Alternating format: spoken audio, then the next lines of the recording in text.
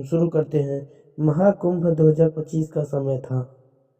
लाखों लोग श्रद्धांजलि के लिए प्रयागराज के संगम तट पर स्नान और पूजा करने के लिए जमा हुए थे। चारों ओर मंत्रोच्चार, घंटियों की ध्वनि और भक्तों की भीड़ थी। लेकिन इस विशाल आयोजन में एक कोना ऐसा भी था जहां रहस्य और भय का साया मंडरा रहा था। ऐसा लग रहा था कि वहां पर कुछ अजीब गजीब वाले रहते हैं। संगम के पास स्थित एक पुराना बरगद का पेड़ था। वहां पर जो संगम का पेड़ था, संगम मतलब वहां पर जो गंगा जी हैं थे, उनके पास एक बरगद का पेड़ था जिसे स्थानीय लोग प्रेत वृक्ष कहते थे। मतलब उसे भूतिया पेड़ कहते थे। जैसे कहते थे कि वहां पर चर्चा भी करते थे कि चर्चा विषय का बन गया था। वो जो बरगद का पेड़ था चर्चा का विषय भी बन गया था। मान्यता था कि इस पेड़ के नीचे रात में आत्माओं का डेरा होता है। यहाँ पर लोगों का मानना था कि यहाँ पर रात में आत्माओं का डेरा होता है। दिन में यह पेड़ समान लगता है। जब दिन रहता है तो यह पेड़ समान रहता है लेकिन जैसे रात होती है अजीब अजीब आवाजें सुनाई देती हैं। उस रात एक युवा पत्रकार अरव इस कहानी की सच्चाई जानने के लिए वहां पहुंचा। वह महाकुंभ की भीड़ से दूर जाकर उस पेड़ के पास अकेला खड़ा था।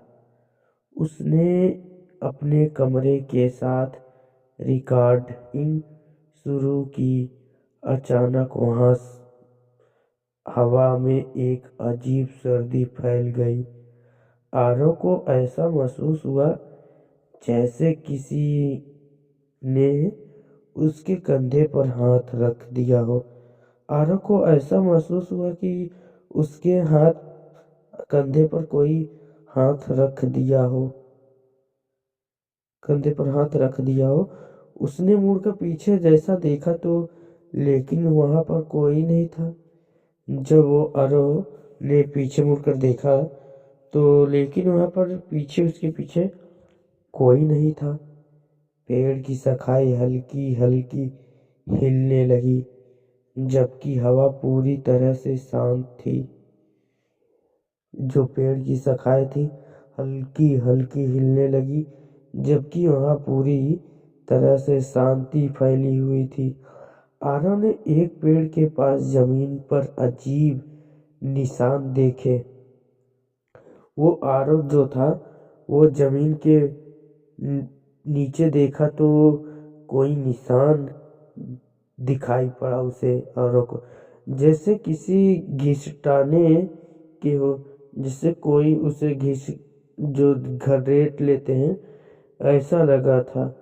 तभी उसके कैमरे में की स्क्रीन पर धुंधली आकृति दिखाई देने लगी।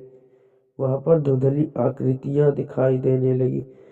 एक बूढ़ी महिला की परछाई जो बिना किसी आवाज के आरव के सामने आई। उसने फुसफुसाते हुए कहा, यहाँ से चले जाओ, यह स्थान तुम्हारे लिए नहीं है। आरव ने साहस जुटाकर पूछा, आप कौन हो? आप कौन है बताइए, और यह पेड़ क्यों बदनाम है दादी? महिला ने जवाब दी, सैकड़ों साल पहले इस पेड़ के नीचे एक साधु ने तपस्या की थी। उसकी तपस्या में खलल डालने के लिए कुछ लोगों ने उसे प्रताड़ित किया, मतलब उसे गुस्सा दिलाया, और क्रोधित साधु ने सबको श्राप दे दिया, जो इस पेड़ के पास आएगा उसकी आत्मा इस पेड़ में कैद हो जाएगी। जो क्रोधित साधु जब गुस्सा गया, क्रोधित हो गया, तभी साधु ने सबको ऐसा श्राप दिया कि जब इस पेड़ के नीचे कोई आ गया उसका आत्मा इसमें बन जाएगी, मतलब कैद हो जाएगी। तब से यहाँ हर अमावस्या को आत्माओं का खेल होता है। मतलब जब अमावस्या आता है तो यहाँ पर जब सभी पूरा प्रेत आत्माएं यहाँ पर खेल खेलते हैं। आरव ने डरते हुए पूछा, और आप कौन हो दादी जी? तभी महिला ने हल्की मुस्कान के साथ कहा, मैं भी उन्हीं में से एक हूँ। तुम्हारे पास मौका है, भाग जाओ इससे पहले कि वह आ जाए साधु। आरव ने डरते हुए पूछा, आप कौन हैं? महिला ने हल्की मुस्कान के साथ बताया था कि मैं भी उन्हीं में से एक हूँ। तुम्हारे पास अभी मौका है, भाग जाओ इससे पहले साधु आ जाए। मतलब आप जानते हो, ये भी एक आत्मा ही था और उसके पास मौका भी था। मतलब वो बोल रही थी आत्मा कि तुम यहाँ से चले जाओ, तुम्हारे पास अभी मौका है। मगर ये माना नहीं।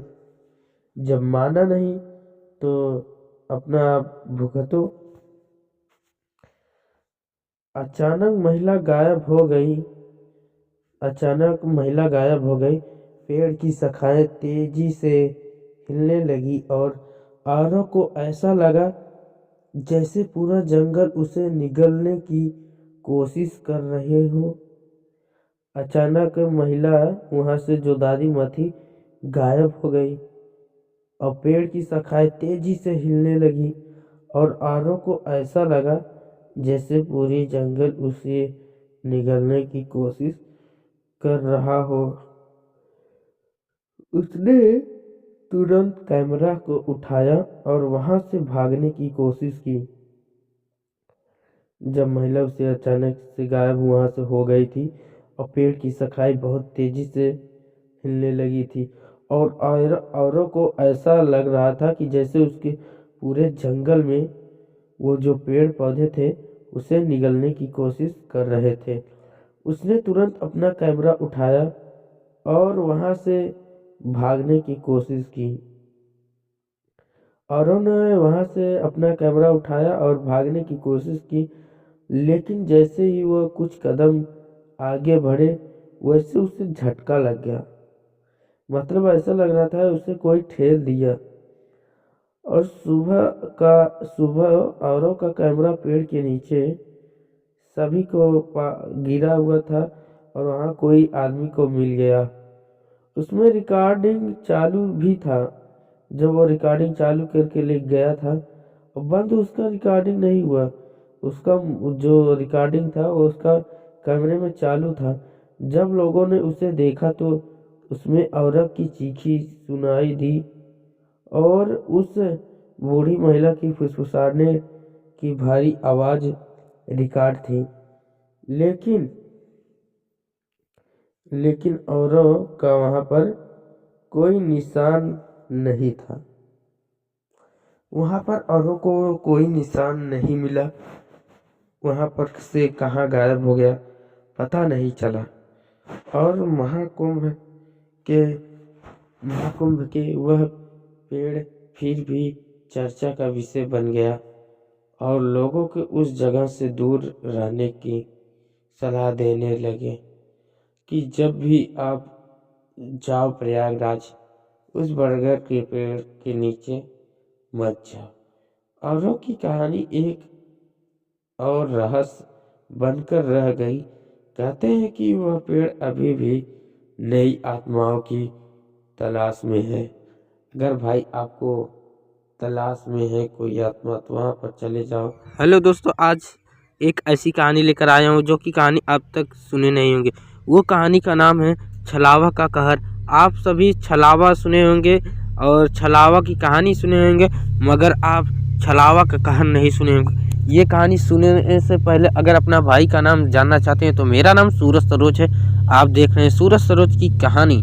हॉरर कहानी ये है एक गांव की जो है चंद्रपुर के पास के जंगलों में कई दिनों से अजीबो गरीबों की घटनी होती रही है। तो हम शुरू करते हैं कहानी को और तुरंत करते हैं। गांव की चंद्रपुर के पास के जंगल में कई दिनों से अजीब घटनाएं हो रही थी। रात को लोगों को अजीब गजीब आवाज़ें सुनाई देती थी। कोई परछाई उनके पीछे चलती और कुछ ने बताया कि उन्होंने एक अजीबो गरीब प्राणी देखा है जो कभी इंसान लगता था तो कभी जानवर। गांव वालों ने इसे छलावा का नाम दिया था। उस चीज़ को छलावा का नाम दे दिया था गांव वालों ने।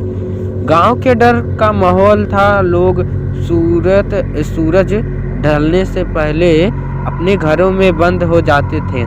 लेकिन 4 दोस्त अमन, रजनी, करण और नीलू इन कहानियों को अफवाह मानते थे। उन्होंने तय किया कि वे रात को जंगल में जाकर सच का पता लगाएंगे। जंगल में जब जा रहे थे उस रात चारों दोस्तों ने मसाले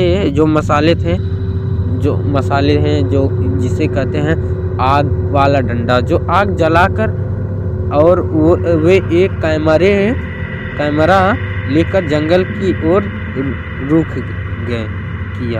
रुख किया मतलब वहाँ पर जाने लगे। जब वहाँ पर जाने लगे अमन ने कहा ये सब गांव वाले की बनाई कहानियाँ हैं, हमें कुछ नहीं होगा। लेकिन जैसे ही वे जंगल के भीतर घुसे माहौल बदलने लगा। पेड़ों की शाखाएं अजीब तरीके से हिल रहा था और ठंडी हवा उनके चेहरे को चीर रही थी। कुछ देर चलते हुए नीलू ने महसूस किया कि कोई उसके पीछे से देख रहा है। उसने पलट कर देखा तो वहां पर कोई नहीं दिखाई दिया। जब वो पलट कर देखी तो उसे कुछ नहीं दिखा, मतलब कोई नहीं दिखाई दिया। तभी अचानक एक चीख गूंजी। जब की चीख गूंजी तो सभी लोग डर गए और सामने मशाल की रोशनी उसे दिशा में डाली, लेकिन वहाँ सिर्फ घनी झाड़ियाँ थी। जब छलावा की पहली झलक से वे थोड़ा और आगे बढ़े। जो छलावा को देखने के लिए वो सोचे थे कि अभी कुछ नहीं होगा, चलो और आगे बढ़ते हैं। तभी वो लोग आगे बढ़े, तभी करण तड़ड़ फड़ड़ कैमरे में एक धुंधली परछाई कैद हुई। वह परछाई धीरे धीरे आपास आने लगी। उसकी आंखें लाल थी और शरीर इंसानी लेकिन चाल भेड़िया जैसी थी। अचानक वह परछाई गायब हो गई। अब चारों को यकीन हो गया कि सच गांव वाले बोल रहे थे कि यहाँ पर छलावा है, मगर वो लोग मान नहीं रहे थे। जब वो लोग देख लिए तो उनकी लोग की तो फट गई। तो मौत का खेल यहीं से शुरू होता है। उन लोगों का मौत यहीं से खेल शुरू होता है। जैसे ही वे वापस लौटने लगे, रास्ता उन्हें बार बार गुमराह करने लगा। जब वो लोग आ रहे थे फिर से वही रास्ता हो जाए। जब वो लोग सोचे थे कि मैं गांव चलूं, वही आ जाए रास्ता, फिर से वही रास्ता आ जाए। उन्होंने बार बार गुमराह करने लग रहा था जैसे जंगल का हर पेड़ उनके खिलाफ साजिश कर रहा हो। उनको सबको लग रहा था कि ये पेड़ हम लोग का साजिश कर रहे हैं, उन लोग का साजिश कर। तभी रजनी चीख पड़ी। उसने देखा कि करण हवा में लटक रहा था। करण जो था वो उसके साथ ही एक हवा में लटक रहा था, जैसे किसी अदृश्य शक्ति ने उसे ऊपर उठा लिया हो। अगले ही पल करण का शरीर जमीन पर गिरा और वो बेहोश हो गया। गांव की रहस्यमयी औरतें यहीं से शुरू होती है। आखिरकार तीनों किसी तरह से करण को उठाया और लौटे गांव। लौटने के बाद वे उस बूढ़ी औरत से मिले जिसे लोग दादी कहते थे। उसने बताया छलावा उस आत्मा का रूप है जो इस जंगल में बरसों पहले मारी गई थी। उसने कसम खाई थी कि वह हर उस इंसान को सताएगी जो उसके इलाके में घुसेगा। उसे रोकने का एक ही तरीका है जंगल के बीचों बीच उसकी कब्र पर जाकर माफी मांगो और एक दीप जलाओ। तभी अंतिम चलता है। अगली रात तीनों दोस्त करण के ठीक उन्होंने एक होने का इंतजार किया।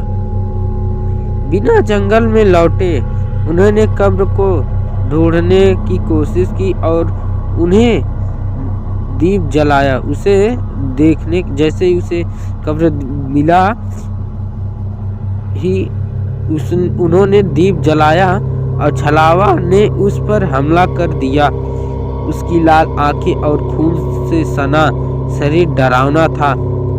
अमन ने हिम्मत दिखाते हुए दीप को कब्र पर रख दिया। छलावा चीखते हुई गायब हो गई।